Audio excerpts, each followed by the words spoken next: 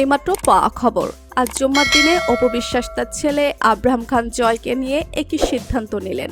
তবে কি আব্রাহাম খান জয় এতদিন হিন্দু নিয়ম অনুসারে বড় হয়েছেন? তাই তো আজ জুম্মার দিনে অপু বিশ্বাস ও তার ছেলে আব্রাহাম খান জয় ইসলাম ধর্ম গ্রহণ করে সাকিবকে বিয়ে করার ব্যাপারে একই বললেন। তবে কি এবার ইসলাম ধর্ম গ্রহণ করে বাকিটা জীবন ইসলামের পথে থাকতে চান অপু বিশ্বাস? এ বিষয়ে বিস্তারিত জানতে হলে ভিডিওটিতে একটি লাইক দিয়ে ভিডিওটি না টেনে দেখতে থাকুন। ইতিমধ্যে আজ জুম্মার দিনে অপু বিশ্বাস সাক্ষাৎকারে বলেন, সপ্তাহের শ্রেষ্ঠ দিন জুমাবার। এদিনের সওয়াব মর্যাদা ঈদুল ফিতর ও আজহার মতো মুসলমানদের কাছে এদিন অপরিসীম ফজিলতের। আল্লাহ তাআলার কাছে জুমার গুরুত্ব এত বেশি যে পবিত্র কোরআনে জুমা নামে একটি সূরা নাজিল করা হয়েছে। তাই তো জুমার দিনের আলাদা একটি ভূমিকা রয়েছে, যে কারণে অপু বিশ্বাসের জুম্মার দিনে ছেলেকে নিয়ে ইসলাম ধর্ম গ্রহণ করে বাকিটা জীবন ইসলামের পথে চলতে চায়। শাকিব খান অপু বিশ্বাসের সন্তান আব্রাহাম খান জয়। শাকিবের সঙ্গে বিচ্ছেদ হয়ে যাওয়ার পর থেকে আব্রাহাম খান বড় হচ্ছেন অপুর ঘরে। উৎসব পার্বণে আব্রাহামকে সময় দেন শাকিব।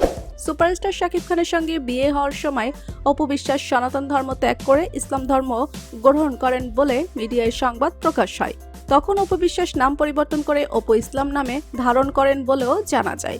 কিন্তু এবার সে তথ্য নিশ্চিত হলো, কেননা আজ জুম্মার দিনে মসজিদে এসে নামাজ পড়ে আল্লাহর কাছে ইবাদত করে ইসলাম ধর্ম গ্রহণ করলেন অপু বিশ্বাস এবং সাকিবকে বিয়ে করে বাকিটা জীবন সাকিবের সাথেই থাকতে চান অভিনেত্রী। তাই তো বর্তমান সময়ে আজ জুম্মার দিন অপু বিশ্বাসের এমন কাজে সকলে অনেক খুশি, এমনকি তার এই কাজে সকলের প্রশংসা করেছেন।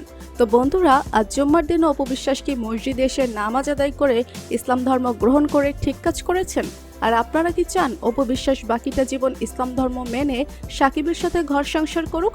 এ বিষয় নিয়ে আপনাদের মতামত কমেন্ট করে অবশ্যই জানাবেন আমাদেরকে। ভিডিওটি ভালো লাগলে লাইক, কমেন্ট ও শেয়ার করতে ভুলবেন না। আর আমাদের চ্যানেলটি সাবস্ক্রাইব করে আমাদের সাথেই থাকুন। ধন্যবাদ সবাইকে।